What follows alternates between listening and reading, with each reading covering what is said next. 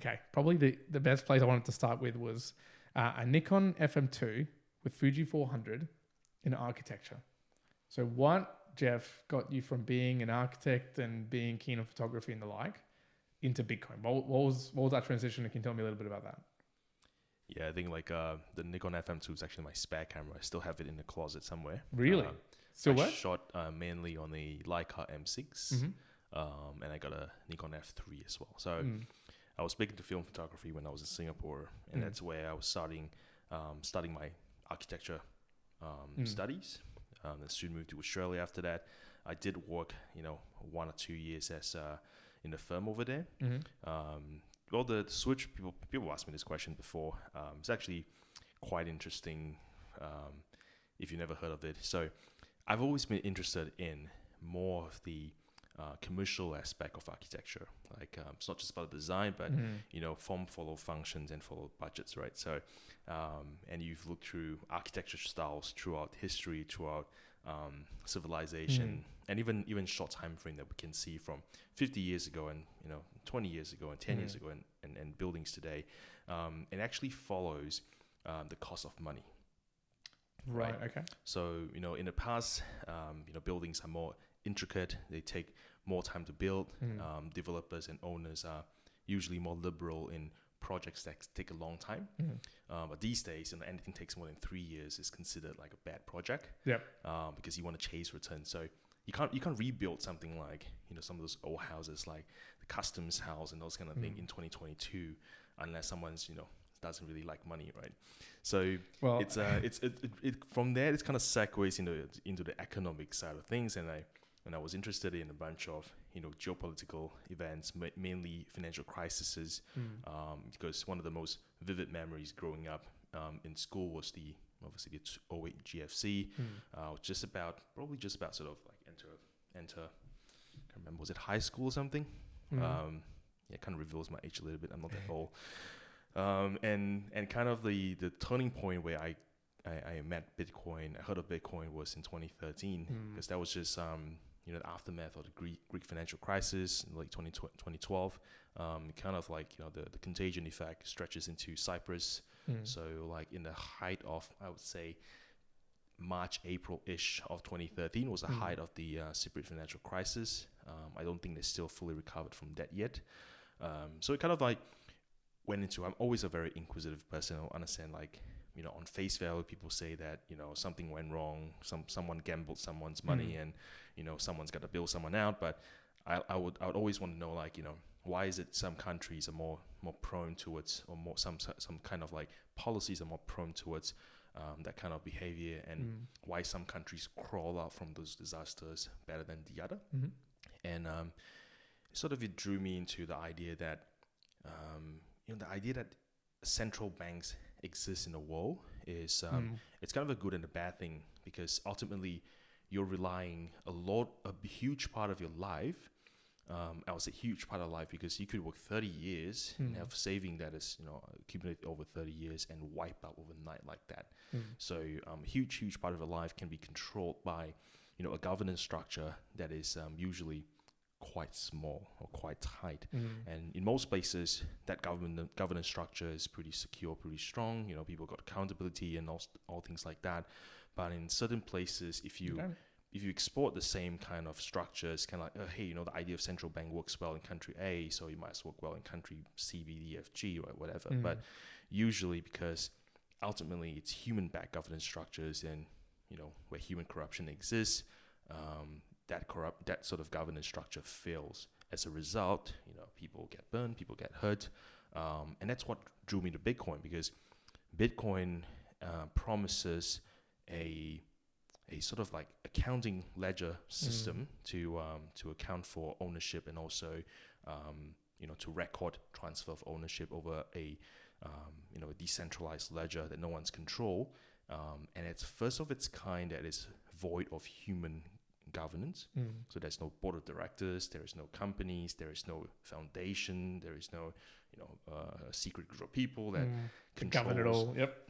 The issuance of Bitcoin, or whether you can transact or not, that kind of stuff like that. So the idea that a monetary experiment that is void of human governance was very interesting to me. I think we've never seen anything like that before. Even today, like people don't fully comprehend what the impact of Bitcoin is. People merely see it as, some places like in Australia, we're more sort of fortunate in a sense.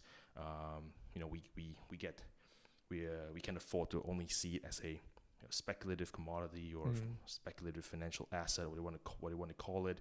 But in some places, people view it as a life raft, where all sorts of savings mechanisms have failed, or ownership structures have failed. You can't own property when, the next day a coup happens, or the next day a corrupt dictator comes and tell you that I want your house to build my absolutely my, all hyperinflation comes along and 200 like mansion and your plot of land, kind of like, maybe I'll build a pool over there and then look, and absolutely. I mean, for me personally, just to give you an idea, so when you're touching on the the super conversation, we had this actually very recently with my family, because we're originally Colombian, right? And down to my mother's side, she actually went over last year to Colombia to go and try to get the super account. Now, again, Colombia's not quite rigid or quite easy in terms of being able to move around some of your money, try to get it out. There was a lot of conversations around governance of your own money, and that's controlled by the state. There's already conversations happening. They're going to be diverging some of those funds that have been put to work for the retirement funds to do other things with it. So you don't have obviously that full control. Bitcoin can enable that and that sort of digital asset. But then the other point that sort of you were talking about, how well people know about it now. You mentioned 2009 Bitcoin. It's gone past 10 years, but in comparison to the existing financial system that we've been operating in, right? It's barely a drop in the ocean in terms of what that is. Yeah, but to be fair, a lot of people don't understand how the financial system works either, right? Oh, absolutely. But maybe for the benefit of the audience, we throw around the word governance structures a lot. Maybe I'll try to sort of explain it for those that might wonder what it actually means. So governance structures is like a set of rules that say that, for example, the deed that protects your ownership of your house, right? That's set upon and mutually agreed on and enforced on. So if someone tries to steal your deed or forge a signature to say that that's mine, there's always a recourse that you can take, and you ultimately it kind of goes back through the court system and ultimately flows down to the last hurdle, which is the Supreme Court in each state, right? So and that's what you call a governance structure, where everything you own today, everything you touch, even your house, your cars, to some extent, the custodianship of your family, your kids, for example, like they're all enforced by a human ruled governance structures, which is usually the court of law in most places. So that's what I mean. So if a corrupt government says to you that look, I like your car or like your house or whatever, right? That is a fail, and they can take it easily. That means a failure of governance in that scenario, and it's all about accountability. So humans are prone to corruption, are prone to all kinds of mistreatment over this kind of rights. It only is a matter of time where all human rule or human written court of law is either disobeyed or forgotten. For example, like we no longer follow Egyptian laws. It used to be a huge deal. Like people get killed or die for it, right? But it's no longer a deal today. So 50 years down the line, it's really hard to tell what's going to be like. 500 years down the line, what's going to be like, because people change, regime changes come and go. But what doesn't change is say laws of physics, laws of chemistry. The reason why gold sort of like stayed true to its kind of thing all the while is because the governance structure of gold is actually the metallic bond, which is the laws of you can say laws of physics and also laws of chemistry.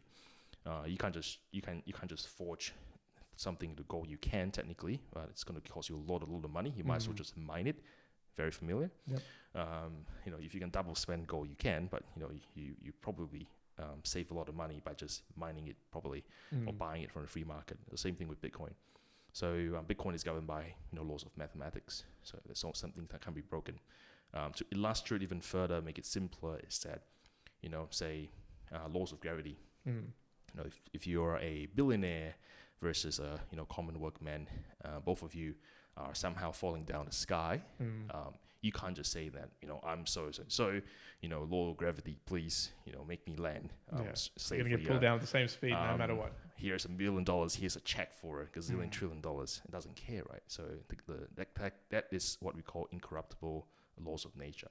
So for asset ownership through Bitcoin, it's the first time in human history that asset ownership is governed by laws of nature. So I think that explanation, I think some of the listeners of the Immortalized will go, okay, it sounds like Jeff knows a thing or two about Bitcoin, and you can tell when someone knows about something because they can explain it pretty simply. And I think that sort of correlation of the laws of physics, chemistry, and nature, that's a good sort of correlation as we see probably the existing system. There's a lot of things in play and can be modulated and changed at will, whereas Bitcoin, it doesn't. It's an immutable thing. So maybe to give people an idea, how is the Jeff knows a lot about this? He seemed to be interested in 2013. He saw the, I think it was the Explain It Like I'm 5 Reddit thread in 2013, and you went, okay, I know a little bit of thing about Bitcoin. What led you from there to being a CEO of Binance Australia? What was that gap or moment or two that made you go, okay, I need to be all in here. I need to understand it really fully. I just love what I do, right? I love the asset class. I've been relentless about Bitcoin. Some people, when Bitcoin price is up, they come into the space for a while. They linger a while. They make a big deal out of it. But when the bear market hits, they're gone, right? I wasn't that kind of person that was gone in bear market. In fact, I thrive in the bear market. It's where you don't get a lot of distractions. You learn more. I lived through the block size war. All this. Big mining pools come and go. You would have expected the Mt. Gox. I was a spectator. Basically, Bitcoin went from 1,000 back down to like sub 100, maybe even lower, and hovered between 100, 200 for the longest time. Like I felt like felt like that's why I said that. The 20K that we experienced today feels like the 6K in 2018. It feels a lot like 2019. It feels like a lot like $200 in 2016. Like this is like this dreaded moment where the prices doesn't move. It doesn't go up, doesn't go, and it just stays there forever. But each time, it really it's hard to say whether Bitcoin will perform like how it did in the past because we're entering into a interest hike environment. Bitcoin's first ever experience living through a interest hike environment. It's never been. Bitcoin is a product of the financial collapse, and that's where we see part of that is a 30-year interest sort of like lowering exercise. We have low interest rate, negative interest rate for the longest time. It had a kind of flow through effect to all assets. Like a rising tide lifts all boat. Houses are going up. Everything is going up. Cost of living, houses, cars, for example, and Bitcoin and the crypto. You can argue that it's part of that as well, part of the effect. So we're going through a rough patch for Bitcoin in a way that it has never been tested in this scenario. But again, it has to go through it. Like I say, I always tell my friends and my team that everything that has happened or is about to happen has to happen for Bitcoin to survive. Absolutely. Yep. So for you, and again going back to that point, so you were the CEO of Binance, so you've actually moved on and you're doing, and we'll talk a little bit about that as well. But sort of in the lead up to becoming the CEO of Binance Australia, I think more so, and I think there's probably a lot of detail in there. But what was that one particular moment? I think it was Bit by Bit. Was it invested by Bit? It was like an OTC in 2017 that you guys were working in. Yeah. What was that sort of moment where Binance came in a strategic partner? What in amongst all that could you highlight and go, okay, I can see that this is starting to get a lot bigger as Binance Australia as a company, and I can play a part in this. So there's a lot of hard work and also a lot of luck. That's probably the way to put it. I was actually running my own sort of payment startup. So it was like an ambitious e-commerce payment solution for using crypto, using Bitcoin. And one of my friends was starting a startup that does travel. The idea was that it encourages people to travel deeper into regional Queensland or different parts of the world by introducing crypto payments, because it makes it more exciting, makes it more new, attracts a new kind of tourist that would otherwise go there. So we kind of like add two and two together. I joined that company called Travel by Bit as a co-founder. And back then, Travel by Bit was also running a small little OTC desk called Invest by Bit. That grew into a small brokerage. Eventually, Caleb, the other founder, he went on to bring the travel company to another level, and then I bring the brokerage and exchange company to a next level as well. So, we're still very close friends. We each decided that some part of the business required one of us, and we couldn't be both places at once. Yeah. So we both went and carve out our own sort of niche in the market, and out of hard work and luck, Binance sort of picked us up. Back then, they weren't they weren't that as big as it's today. So I would say that if the opportunity does arise again today, we're probably not going to cut it. And put it that way. But it's all about you have to sort of work hard and prove yourself. And every stage of the value chain, people require sort of different kind of value that you can add. And if you manage to find a match, then you have something, right? So Binance Australia was a challenge to launch. Took a lot of time, took a lot of years to actually plan it out. We start small, called Binance Lite Australia, which is a small brokerage, and then took about 2-3 years of product development, compliance, go through and everything, and we launched it in I think it was the 30th of July, 29th of July, 2020. Sorry. I think that was that. So. No, actually, maybe 2019. But anyway, it's probably on my around that sort of LinkedIn time somewhere. Yep. So we grew Binance Australia as an exchange to become the country's most liquid, digital currency exchange in just a very short period of time. It is also, you offer a better product. The reason why we existed back then, or the core belief was that in Australia you either have exchanges, which are typically quite poor when it comes to order book execution, liquidity, so order book management. So those kind of things that sophisticated traders would pick up and go like, "Nah, it's not for us." And retail traders would be sort of like better off with sort of better exchanges in that way, and or you have brokerages on the other side. So brokerages means that you place an order, they go to an actual exchange and buy it for you, and then make a spread in between. And then again, it's not really an exchange.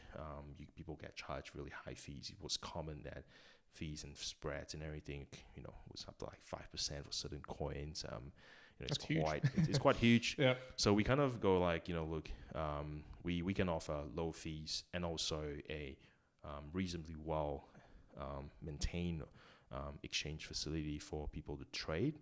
So, and it kind of become, we didn't really push that much in the early days in terms of marketing and whatnot. We would just kind of see, let's leverage our existing users and see whether this would go from word of mouth basis, and luckily it did, right? So I think a lot of people saw the benefit of using a exchange that is good, and pricing wise is transparent, fees are low, trustworthy brand. So it kind of took off from there. So that was the to answer your story, your question. That's probably the story. No, I like that. And then obviously, so once you sort of became the CEO of Binance Australia, and I'll ask this, and if nothing comes up, I can find a little adjacent sort of question. But what didn't go right? What, when you were sort of looking after the team and things, I think it grew like 30 times sort of in that time when you were sort of there as well. What just wasn't going right when you were there, in terms of that you saw, okay, now that I'm leading or looking after a much bigger piece of work here, you might be looking after people. And I know a lot of people who listen to us might be looking after teams, and you look after 3 people, 5 people, 7 people. That's wildly different to you when you go multiples, right? What didn't go right, and you had to sort of navigate it, or at least what was the biggest challenge that you saw in sort of taking both a very new market and a growing company? You're gonna have pains in both of those sides. So sort of take that as you will. Yep. So I think like in every stage, even until today, there's always something that doesn't go right? Because if everything is smooth sailing, you're just not trying hard enough, right? That's what they say. I think back then the biggest challenge that we had was the uncertainty that Australians will pick up a sort of a foreign branded exchange, even though we were operated and sort of domiciled locally. There was a lot of exchanges that were global branded, and they kind of opened satellite offices in Australia and didn't take off for various merits or reasons. So it did scare us a little bit. It's like, will we end up like them, right? But fortunately, we worked really hard. We basically made sure that people know that we are here for them. We're not a bunch of people that operates from some thousands of kilometers away and doesn't understand the local market, doesn't understand you as a consumer. We are we trade on other exchanges where they trade as well, so we know the pain points, we know what they want, and it sort of like grew from there. There's a lot of product quirks that we had to get right, because we were the first in a lot of stuff. Back then Pay ID was just a thing that was introduced into the market, and then a year and a half later it was actually made into products that was more facing towards us.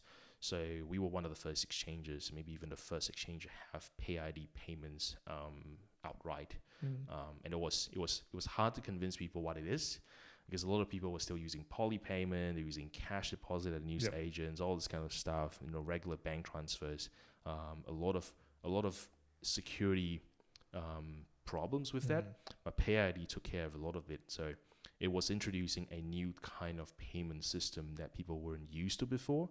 And that took a while. Like, we were running the product for say 6 months, and people was asking like, what is this? Right. So, and every time we gotta, explain to people what it is, and people were like, oh, actually this is actually really good.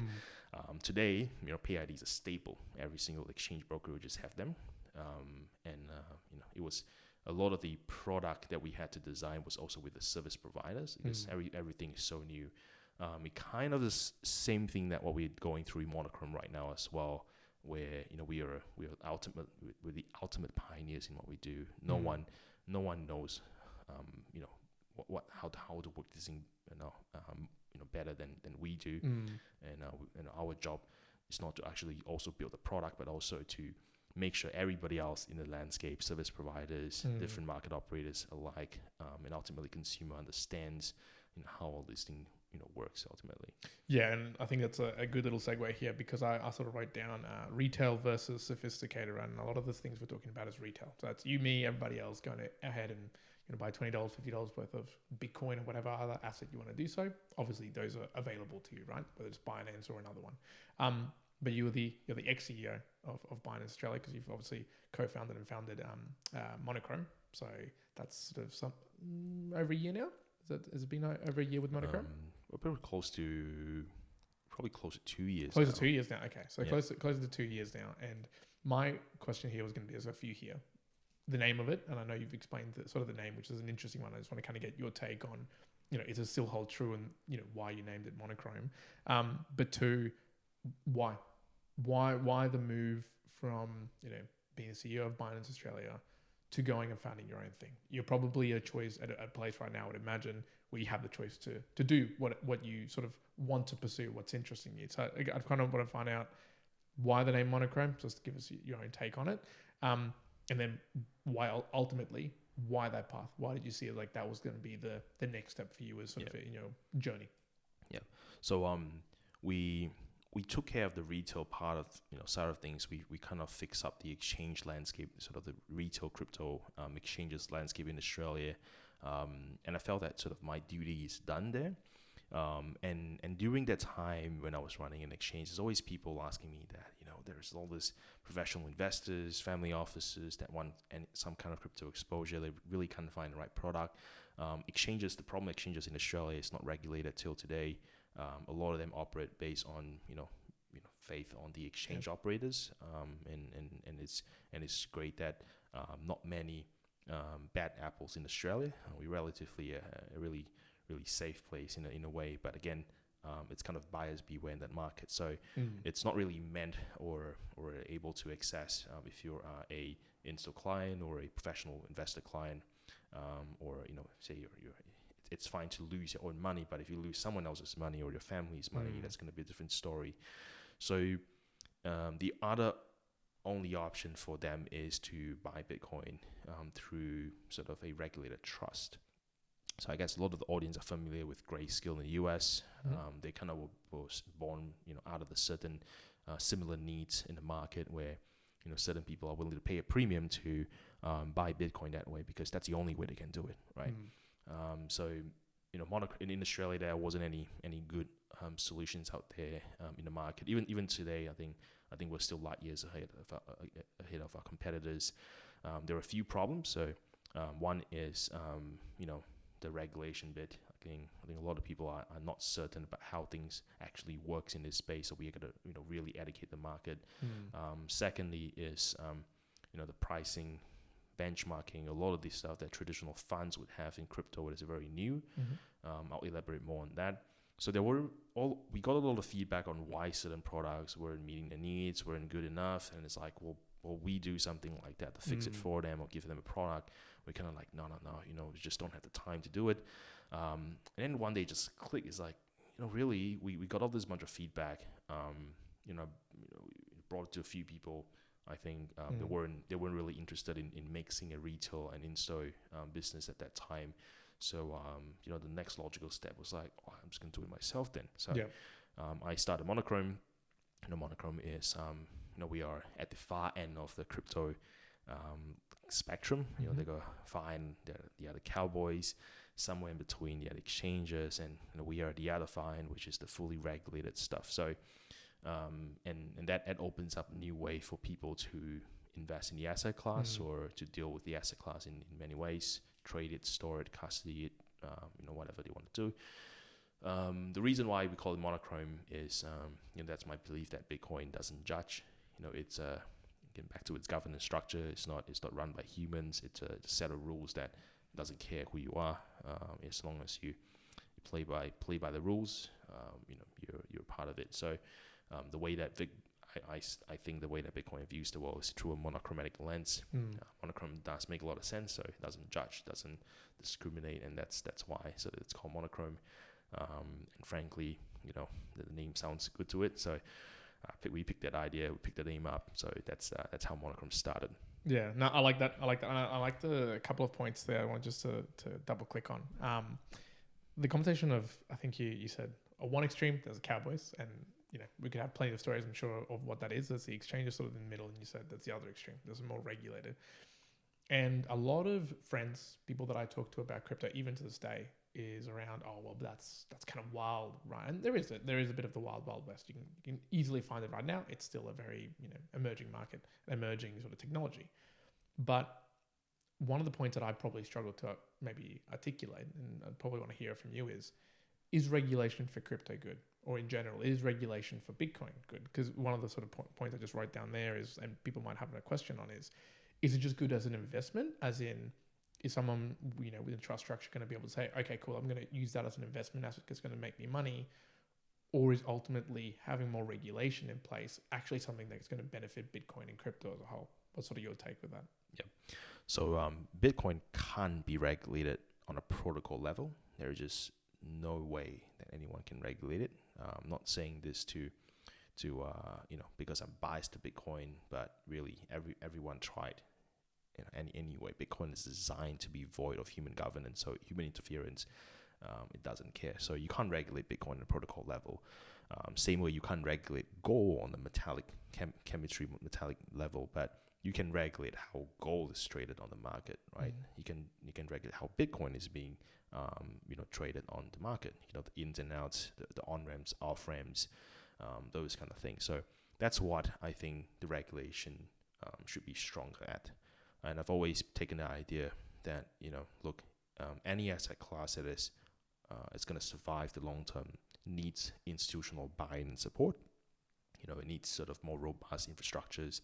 It cannot always only stay, in a small sort of like funky office with a bunch of young dudes that runs the show. Eventually, someone like BlackRock's going to come in, right? Which now they did. And the only way to get them in is to, create all these robust foundations for the asset class to be properly custodied, executed, traded, cleared, etc. And the only way to do that is through regulation, right?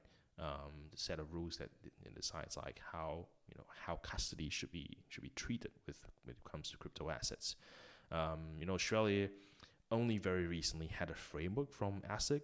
It actually came out at the end of October last year, 2021. It's called Report 705. If anyone wants to look it up, it talks about, it's the very first step. It still doesn't touch on exchanges. It only touches more monochrome related businesses, because it talks about exchange traded products and how crypto can be fitted into it.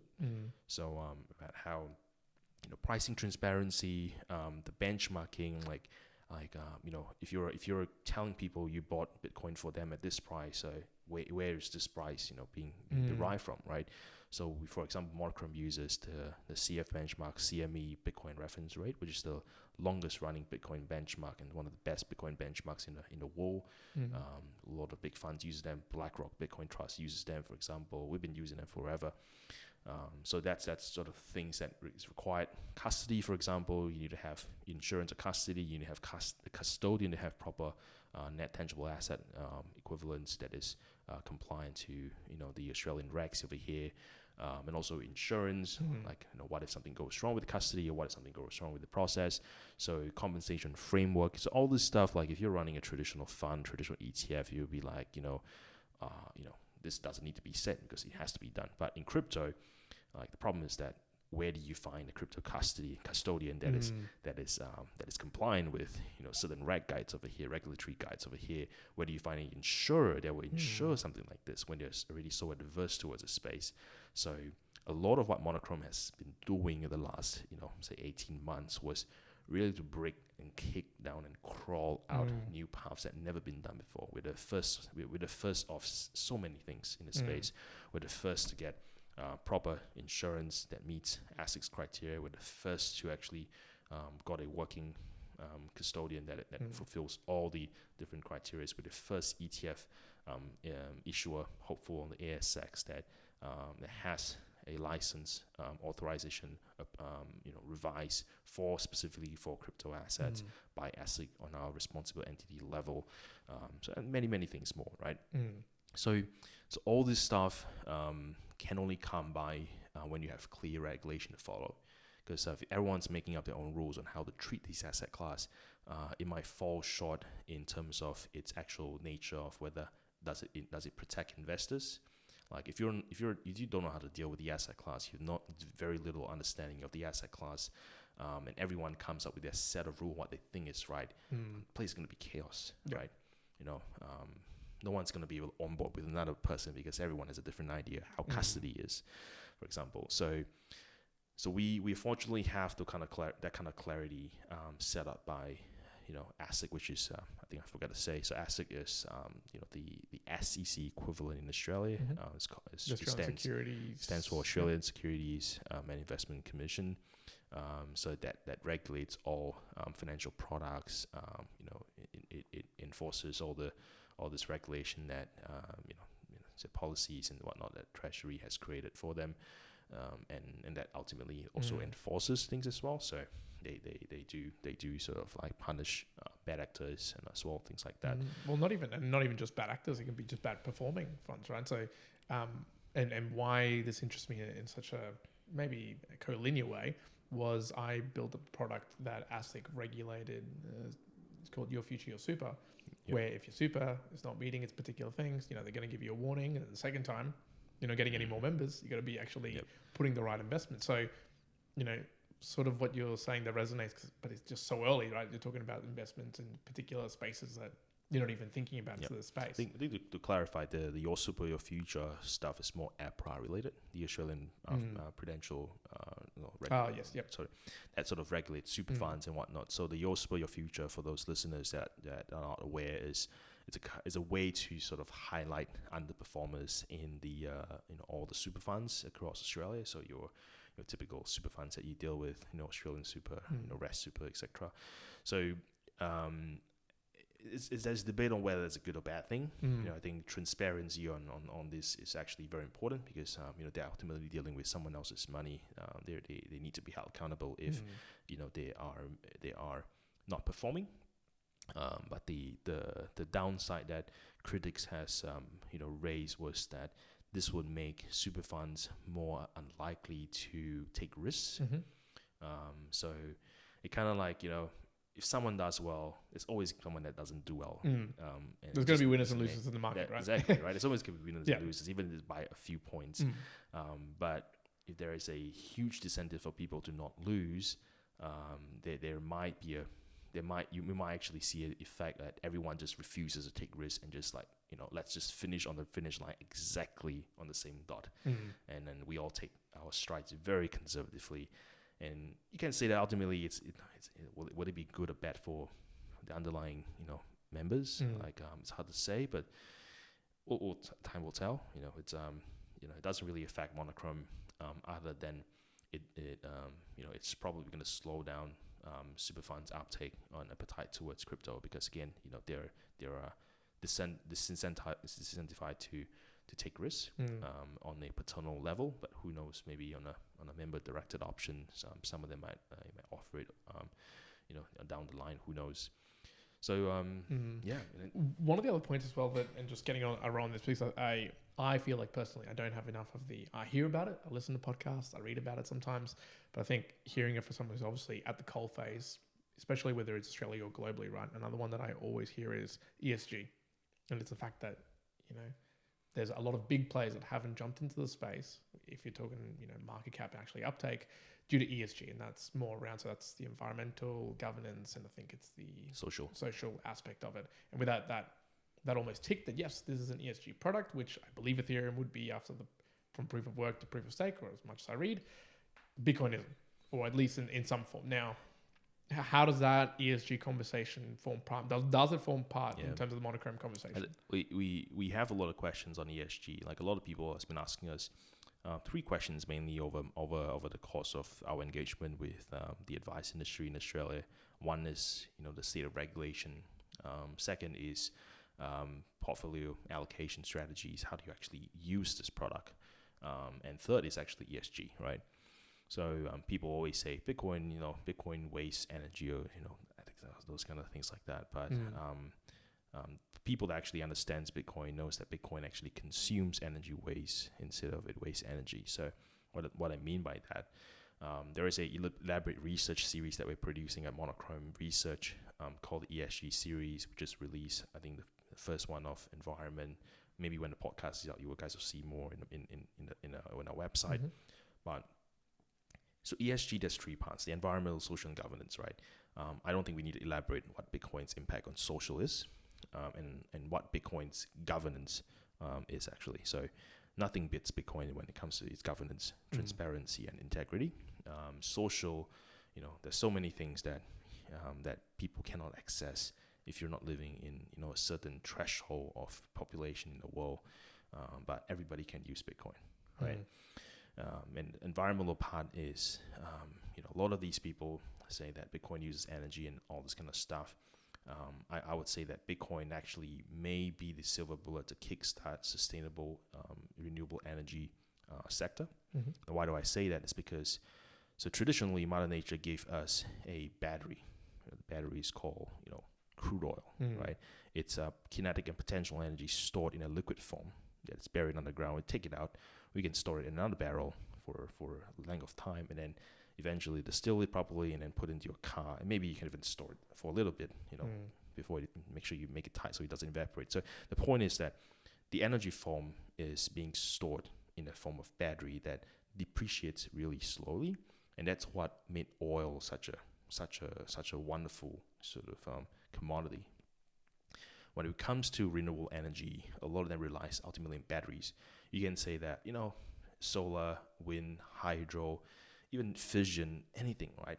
It all comes down to you produce all this energy, but where do you store it, right? Batteries. Batteries are not known to be very efficient when it comes to storage. There's always leakage, and also to transport energy from one place to the other, you lose power. But a transport barrel coal from freaking old ocean, across the ocean, it doesn't lose a bit of, it doesn't even lose a drop.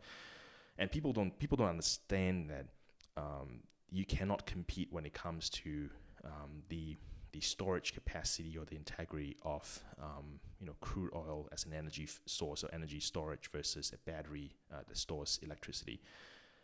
And usually what this happens means that a lot of the renewable projects, if you take away government funding and subsidies, they just cannot survive. The reason why is because when energy demand is high, everyone's trying to sell energy, to the grid to produce, to offer it. But energy is low. What do you do with it? Do you turn off your plant? If you turn off a plant, you don't make money, right? And what do you do? Like if you keep turning on, so where do you sell this energy to? You store it in a battery. So you have battery infrastructures, you need to invest more money. So a lot of this dilemma comes down to like if we have an outflow of where we can point the excess energy into, we can convert that into convert to electricity and immediately consume to equal an economic output. So in this case, say Tasmania has a 200% renewable surplus, right? And there are projects down there that uses Bitcoin as a load balancer, Bitcoin mining as a load balancer, where demands are low, they switch the miners on. When demands are high, they switch the miners off. So in this way, instead of having a profit curve that is up and down, they have a profit curve of a flat profit curve, right? There's nothing can do that other than Bitcoin mining in the world. Like I challenge anyone to come up with a better solution for that. The reason why nothing can beat that is because Bitcoin itself is a battery in a way that how crude oil is a sort of storage of energy in that way. And Bitcoin mining is not geographically, or Bitcoin mining is geographically agnostic. It doesn't care where it needs to be. All it needs is a 3G tower, a 3G signal, and the generator to convert whether it's a form of flare or what kind of energy into electricity, and then your typical PCI board and connects it to the miners. So you can have Bitcoin mines sitting in a cliff, at top of a waterfall. I don't really care, on top of a meteorite, right? It doesn't need to be powered anything. So everything else is not feasible. I'll give you a real example, right? Every single mining oil and gas company in Australia, right, that mines sort of methane and all this stuff to eventually sell, have a prospective period of usually about 1 year. And after 1 year, there's usually another 1 year to build pipelines to it. So what this actually means is that, so this is the process when, a mining company goes to a site and prospect after all the computers tell them there's something in there, but because it's gas, the only way to test the pressure, so the content in it is actually to release it and measure the pressure over time. So what they call flaring. So they just flare this, mostly are methane gases, and methane is 52 times more polluting than CO2, and nobody talks about that. And there's no way to curb that. The only way is to flare it. So there's all this. Thousands in Australia, look it up. There's thousands of methane wells that are just bursting methane into the atmosphere 24/7 non-stop for 2 years straight, right? Wow. Some of them run out really quickly, and that means that we'll just abandon the mine, right? But some of them will go like, really this, looks like it's something here. Let's get a project plan. Let's get a budget. Build a long pipeline towards there. It takes forever, and then we start tapping into it, and eventually can sell it. But in the meantime, what do? You gotta obviously spend a lot of money buying carbon credits to offset their sort of environmental impact that they produce over there, and also it's an energy source they cannot sell, they cannot commercialize, because if they take a year to build a pipeline, anyone that wants to buy energy from them, even if they give it to you for free, you wouldn't do it, because if I'm not sure whether that's anything there, if I start building it halfway, what if the thing runs out, right? But with Bitcoin mining, as soon as the flare starts flaring at the right second, you tap into a generator. Usually it's about 50% efficient. It's the best you can get from methane. Breaks it down to some sort of CO2 and water, which is way less pollutant. So it cleans up the flaring emissions, and then it starts mining Bitcoin, right? If it dies in 2 weeks, the methane well dies in 2 weeks, just plug off that mine and go to the next one, Mm. right? And you don't need to build any infrastructure. You can start tapping it and using it. So in this way, benefit is that the Bitcoin network gets secured. Bitcoin miners get really, really cheap electricity, and then the mining company gets a profit from it, and also the mining company gets to save money as well because they don't have to buy as much carbon credits, and then environments get saved, right? And I think this is what people do not understand, is over politicizing of the effects of environment and CO2 pollutants and everything, and no one talks about methane, right? No one talks about what actual solution you can do, right? The world produces like 120,000 terawatt hours of energy, but not all energy can be converted into electricity. And this is one of the examples, right? And only less than half of the produced energy is converted into electricity in any form, right? So, and that kind of, and Bitcoin uses a fraction of a fraction of a fraction of a fraction of that energy that is all wasted.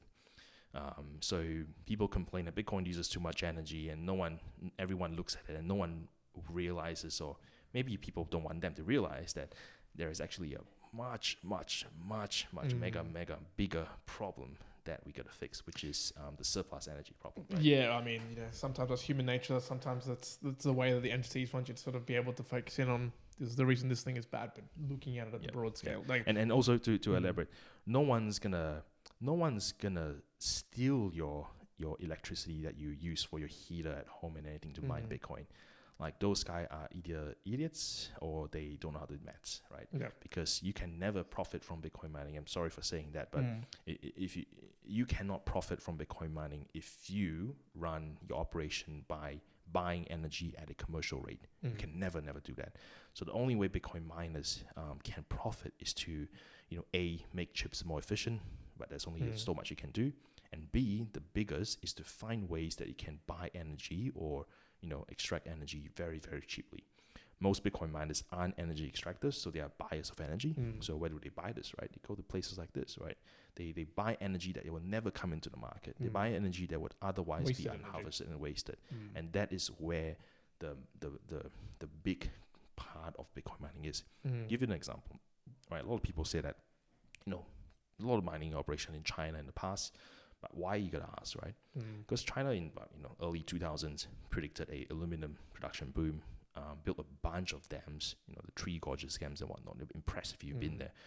But in the end, the output were overestimated, or the demand was underestimated. So there's all the surpluses energy that just churning out in the middle of nowhere in China with a village of like 300 people. Yeah. Right, you can't turn them off because 300 people needs lights at night, right? And also, like, what do you do with the rest? Because it's too expensive to build a grid to transport it to main cities like Beijing and Shanghai or whatnot. So it's just being wasted.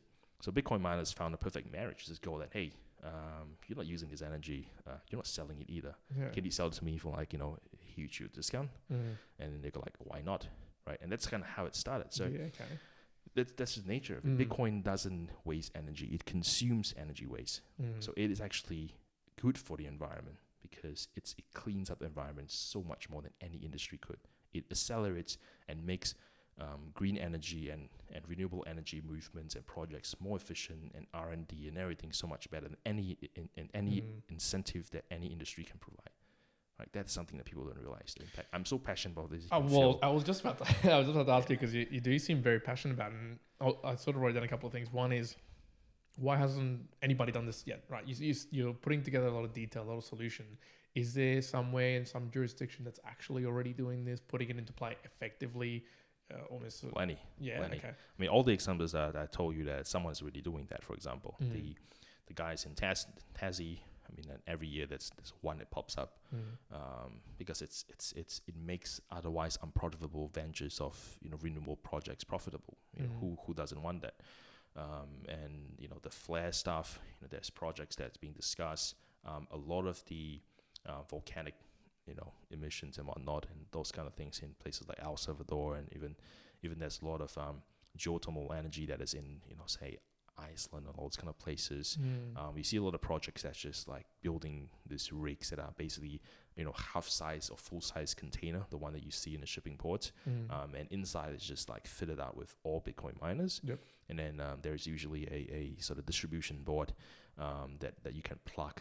Put it simply, it's like a PlayStation that is full of Bitcoin miners that can just like plug in and plug out from different places. And if you decide that you don't want to play at your cousin's house, you take the PlayStation and go to your sister's friend's house or whatever, right? And you continue playing there.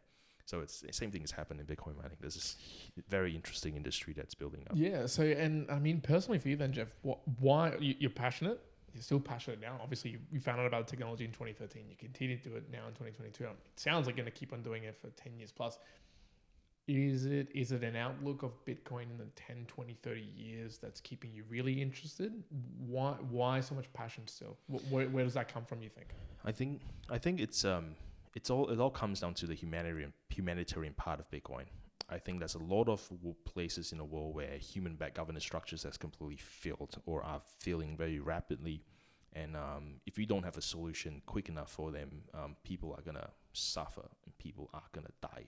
Right? It's no way to get around it. If you look at a lot of these failures of human governance structure eventually leads to genocides, leads to wars, civil wars, all kinds of problems. And if we have a way out for them, if they can protect an asset and protect the assets, grow assets, and share a kind of circular economy on an asset class or a type of asset that doesn't have to rely whether how bad corruption is in that country, right? You can be the most corrupt country in the world, but if you're using Bitcoin, you're completely rid of. If you actually do it properly, you're completely, you can protect yourself in a way that you cannot otherwise. So I think that's my hope for humanity. I think we've gone through a long period of relative peace, but there's still a lot of problems in the world. Still a lot of people suffering. There's a lot of people that people can imagine the atrocities that people have to go through daily, even in 2022. And I think Bitcoin can fix that. Bitcoin is starting to fix it in certain places in the world.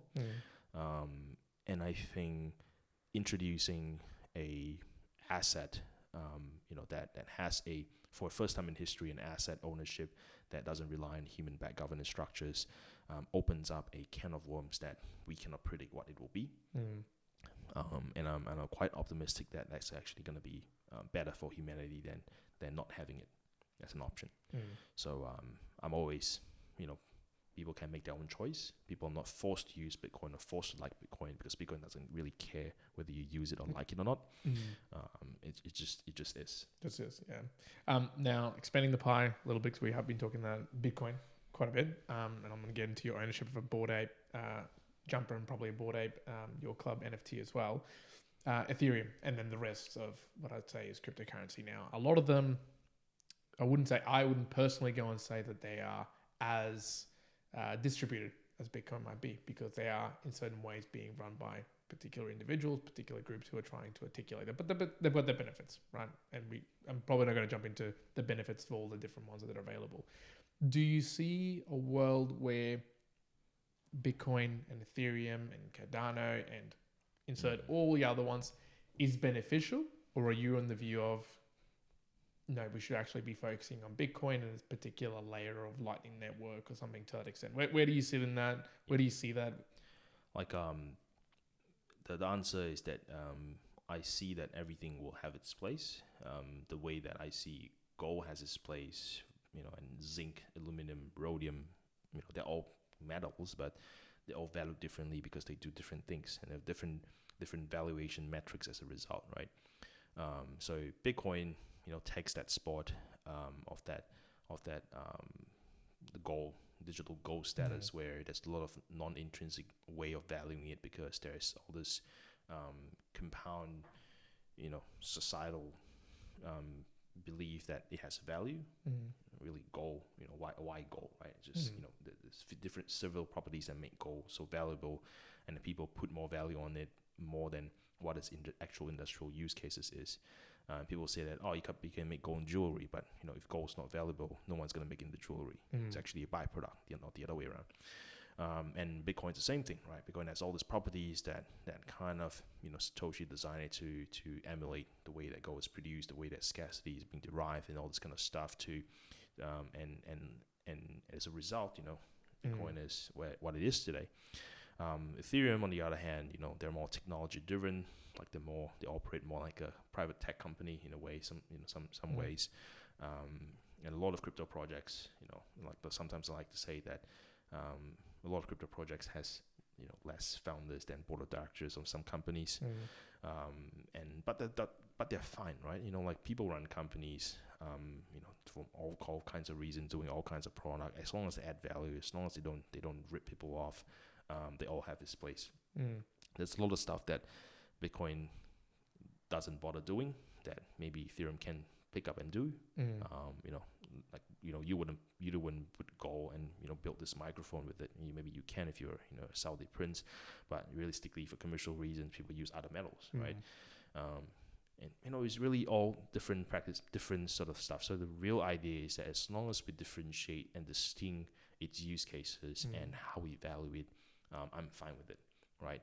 The only line that I see where I draw the line is when someone says that, hey, here's aluminum, it's lighter, you can fit more aluminum than you can fit gold into your backpack, or you can build all this crazy stuff, it's cheaper to make, it's cheaper to mine, so it's better than gold, and you should actually sell your gold and buy my aluminum.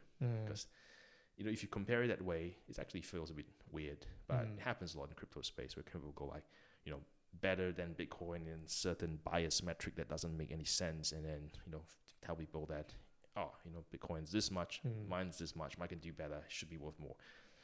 They're different, right? They're different stuff. The valuation metric is completely different. So that's where I draw the line. People just have to be honest on what they do, right? If there are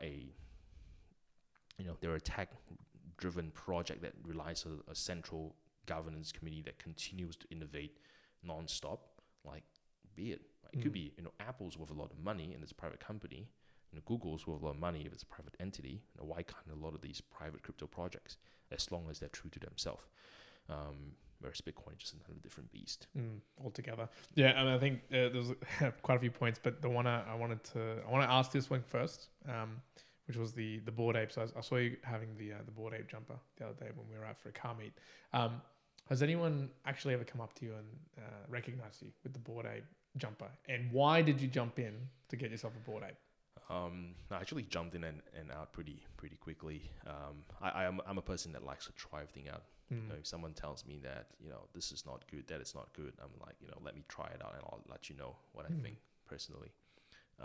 And I think that the way that I view a lot of NFTs and Bored Ape in particular is that they've transcended their role as NFTs or digital images and whatnot to an actual sense of identity for people that are willing to buy into a club because it costs something to be in a club, right?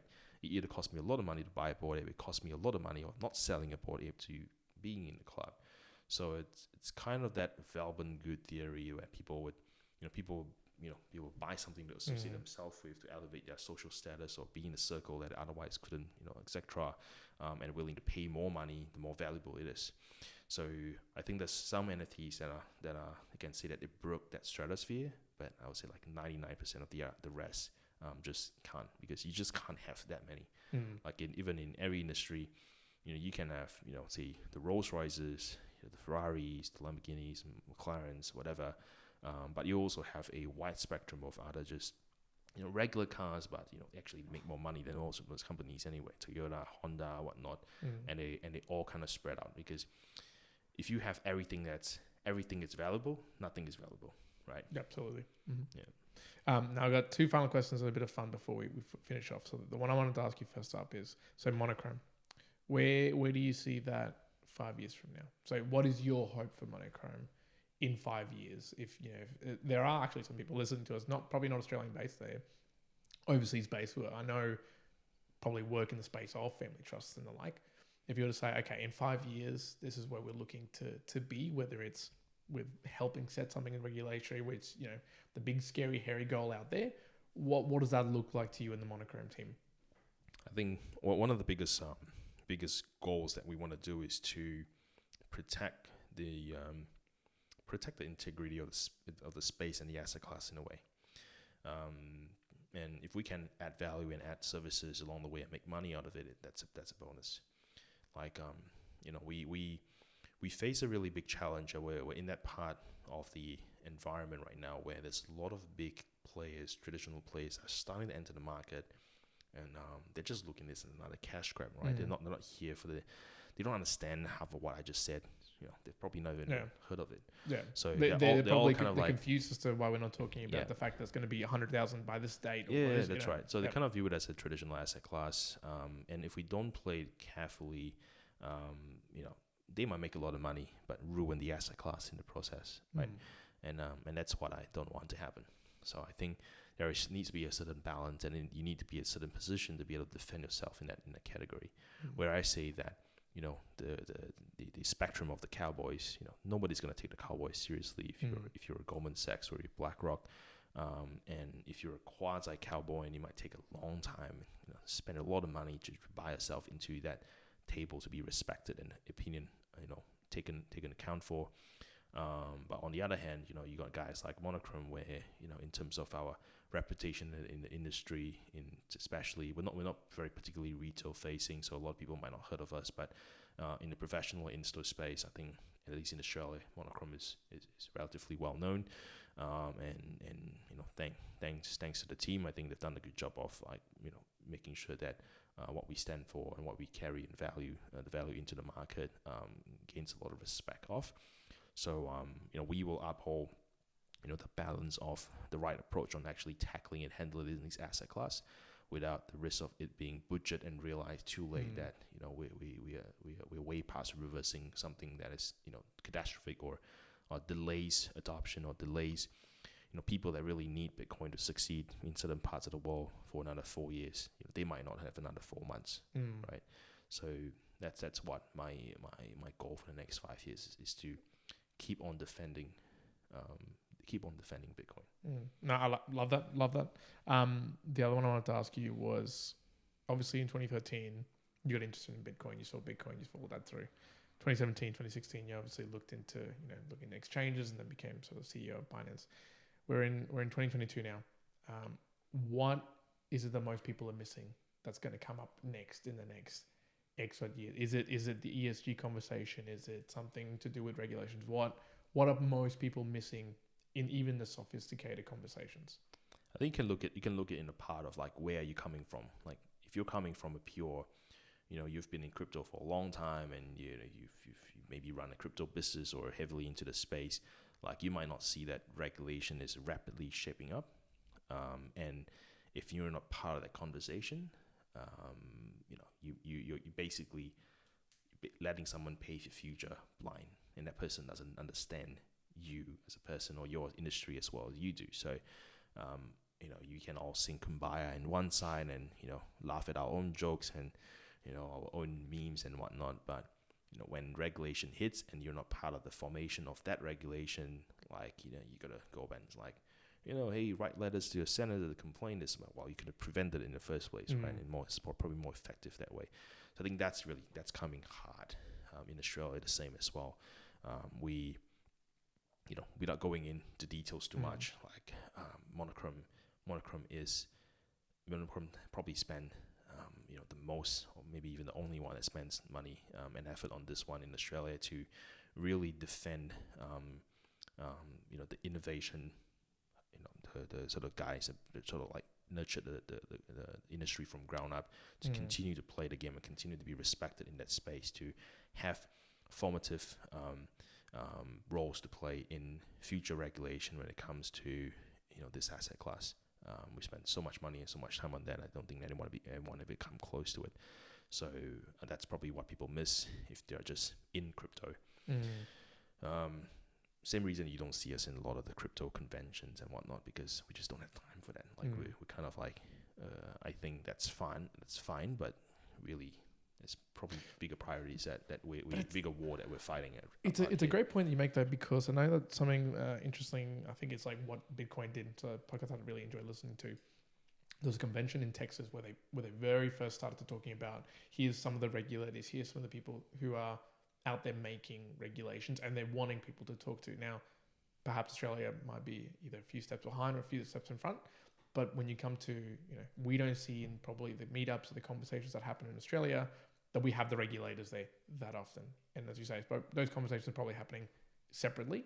And there is difference. So there's the retail and there's the cowboy / just looking at it for perhaps what is the money aspect, the asset aspect of it, and then there's asset all the way through to technology to what it means from a societal perspective, environmental perspective, governance perspective. That's probably being had in different places. So you're right. I looked at a lot of things that you've mentioned tonight haven't been things that I've been hearing or seeing that deeply. And as I sort of said earlier to you off air, our podcast at the moment is completely self-supported by people sending through Satoshis through the Lightning Network in boostgrams and podcasting platforms. And even then, I'm not entirely sure how that fits in the realm of how it's being operated within Australia. So it's something good to obviously see. And I think if people are really interested, again, ESG and a few other things, go check out the Monochrome website because one, it's been updated and it looks really good. Two, a lot of the articulation in there is quite deep and finite. Like it's quite a good detail to it all. So if you actually want to find out that info, it's good there. And then, my final sort of question was going to be back to you, more so in the cars. Why the love of cars? You obviously seem to have a love of architecture, and I thought you might be going down the shape route or something like that. Now I was an engineer.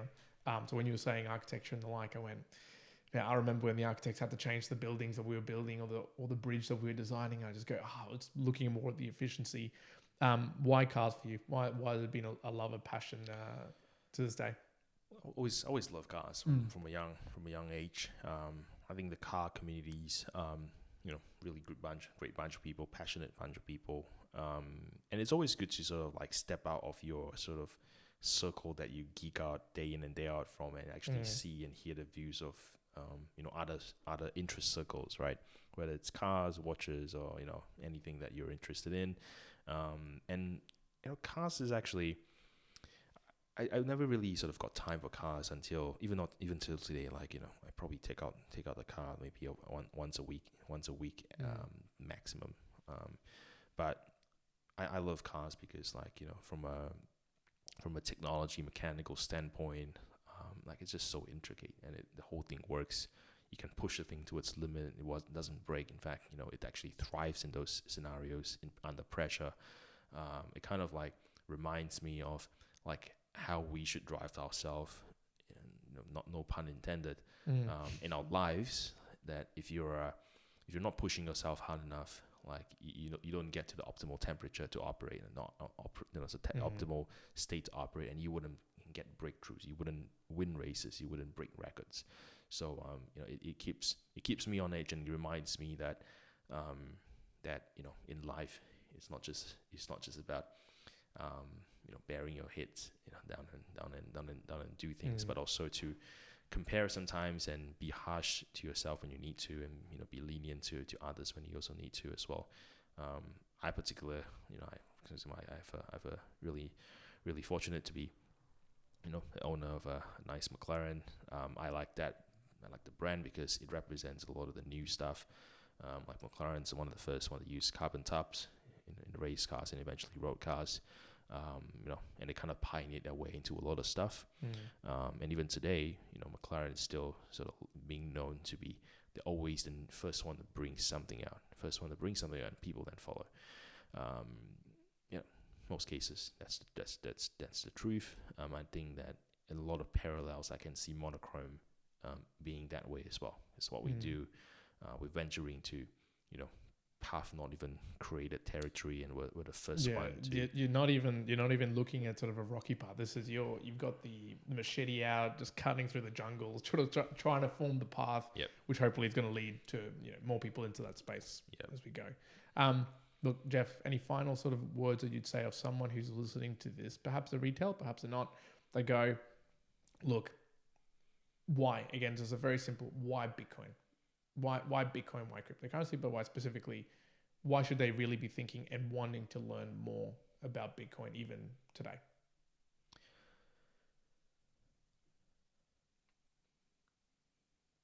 I think Bitcoin is important for everybody because it's an asset that is created that doesn't discriminate, and it's for everybody. So it doesn't care whether you like it or not. It doesn't care whether you hate it, you love it. That's the beauty of it. I think it doesn't really matter if you like Bitcoin or not. I'm not here to convince you to like Bitcoin. Neither I do in my job daily. Someone doesn't like Bitcoin, next, right? Someone wants to know about Bitcoin. What do you want to know, right? So I would say that if you really like something, whether it's Bitcoin or not, make sure that you go through different angles to view it. Be that critic, be that supporter. Play that role to actually find out what actually is and what actually it is not. I started as a skeptic in Bitcoin, and I do very frequently play the devil's advocate and skeptic to reassess, what this thing is and how this thing is going to go. I know that Bitcoin doesn't need me. Bitcoin doesn't need any particular person. Bitcoin doesn't care if I exist or I do well or don't do well. But I think it's so important as a technology, as an innovation technology for humanity that I'm very happy to be a small part of, to make it stronger, make it more safer, quicker, to get to where it needs to be. But again, there's going to be a lot of challenges. It's going to be a lot of naysayers, a lot of different things that can happen. But every single event that has happened to Bitcoin, whether it's the GOX thing, whether it's Silk Road, whether it's the 2017, 2018 crash, the crash today, whether it's the block size wars, like it all has to happen. It all has to happen because otherwise, if we don't, there's no history to learn from. Like we're just gonna keep making the same mistakes or make the mistake for the first time. And I think Bitcoin can still afford to make mistakes, in its early stages, but we need to make sure we battle test it so hard and so rough that once it gets to where it needs to be, it's safe for everybody. No, brilliant, Jeff. Thanks so much for taking the time. Appreciate it. Thank you. Thanks for having me.